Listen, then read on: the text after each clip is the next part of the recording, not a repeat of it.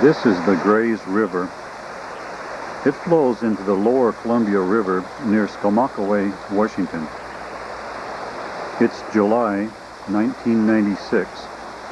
Today, across the dike, are Northwest Mineral Prospector Club members here to help clean the tributary bottom of silt.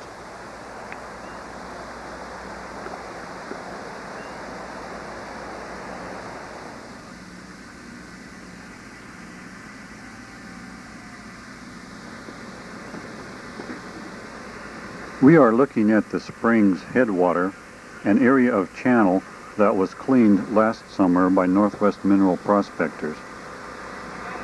Rock piles have been brought in by the Lower Columbia Fish Enhancement Group.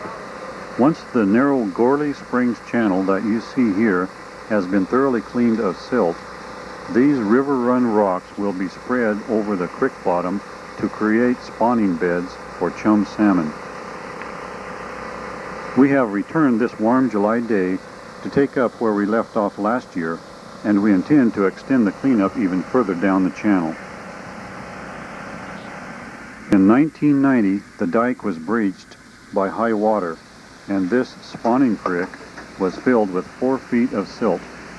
The government attempted to clean it up using heavy equipment, but abandoned the project after only about 2 feet of silt was removed.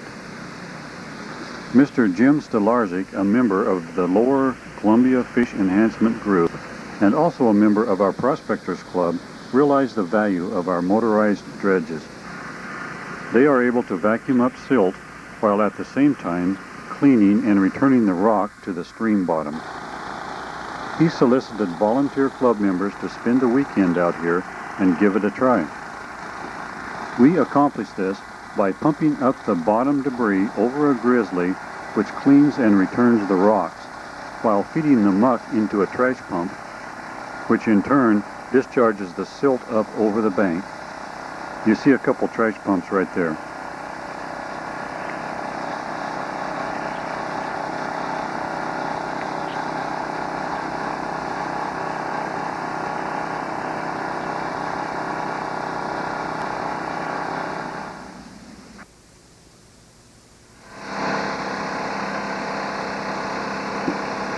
That's Jim Stolarczyk with his back to you.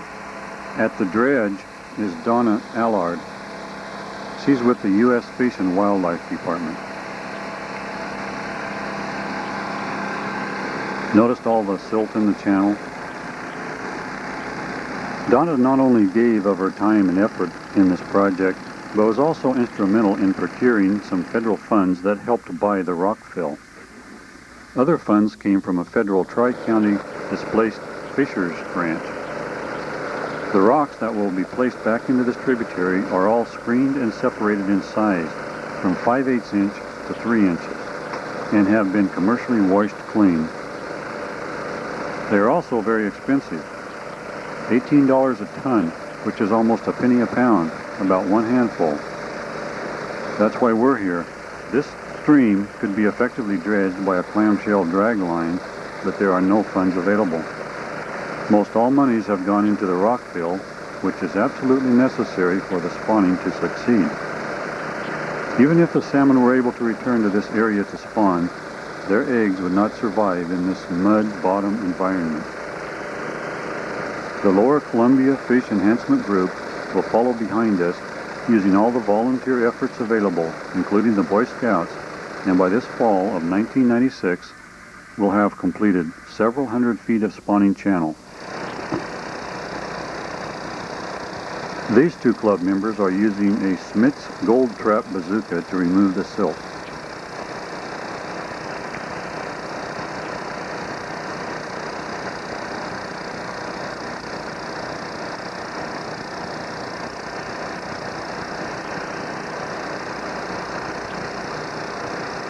Notice how muddy that creek is.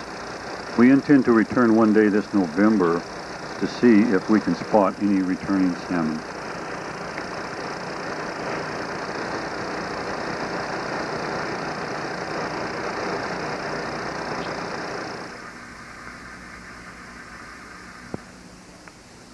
Now, before I show you the results, let's go back one more time and review what the headwaters looked like in July.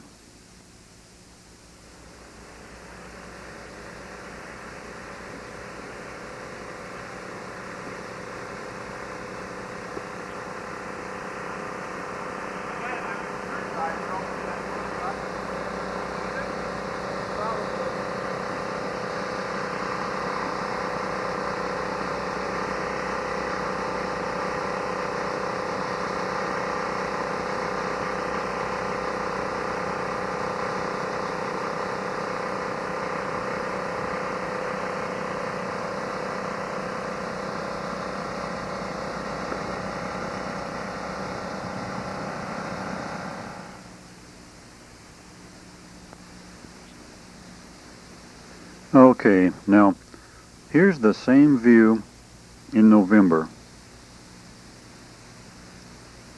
It's a rainy day in the middle of the month.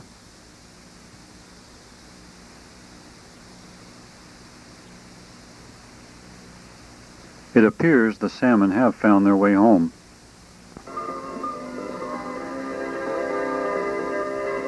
And there's still plenty of rocks left over for next year's effort as this project is continued.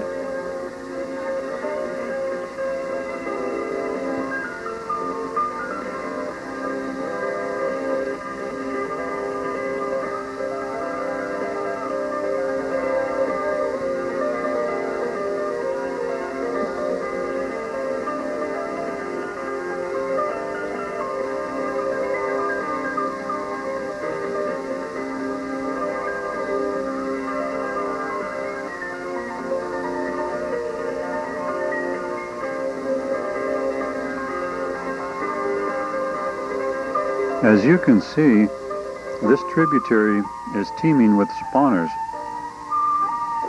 Remember how muddy this creek was in July?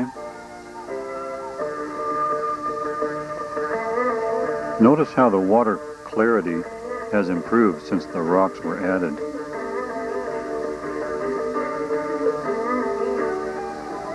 The surface reflection keeps you from seeing all the fish, but you can see the few that break the surface.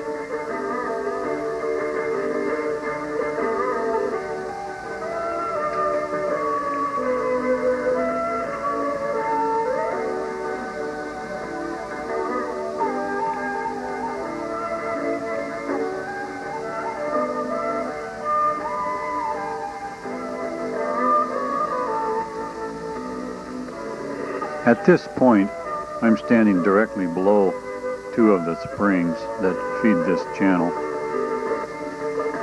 Even where the creek is only a couple feet wide and only a few inches deep, there are salmon present.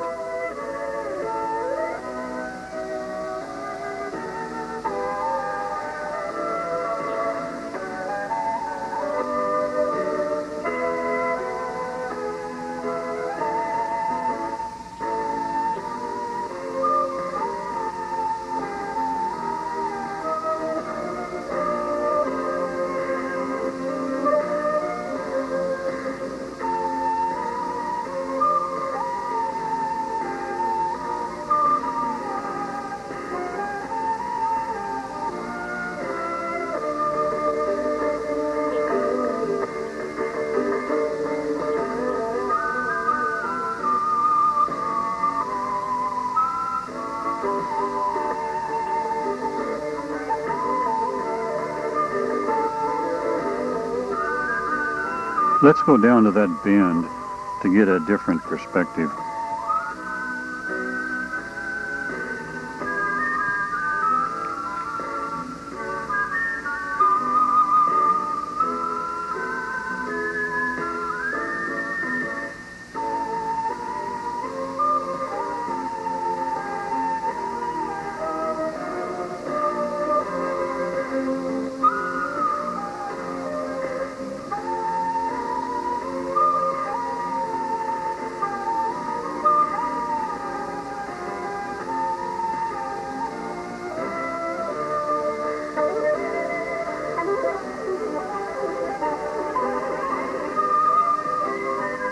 As we look downstream, we can continue to see the fish in the stream.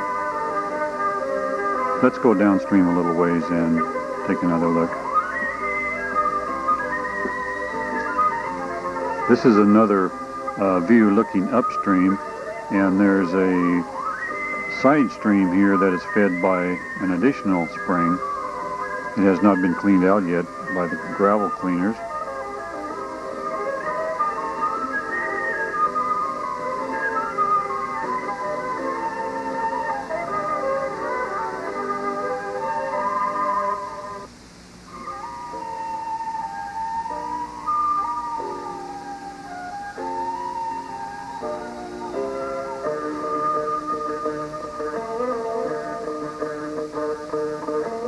Some of these fish actually have jumped up onto the bank and died.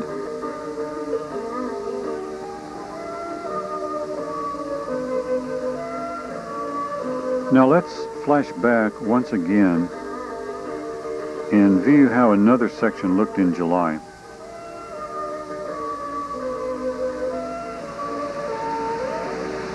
And again, I'm going to stand in this exact spot in November and give us a comparison of then and now.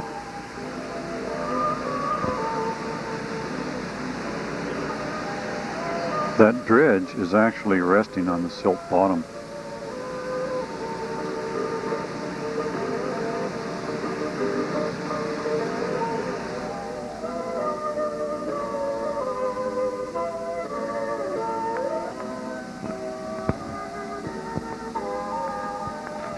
Okay, here we are at the exact same location 4 months later.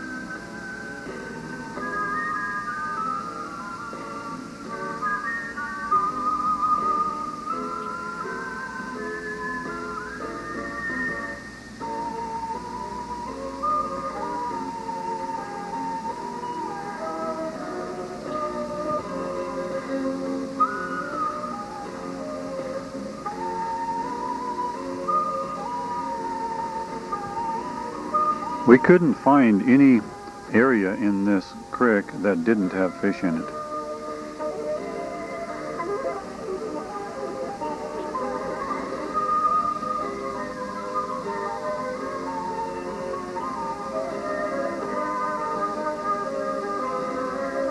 This is the area where the two men were using the bazooka dredge.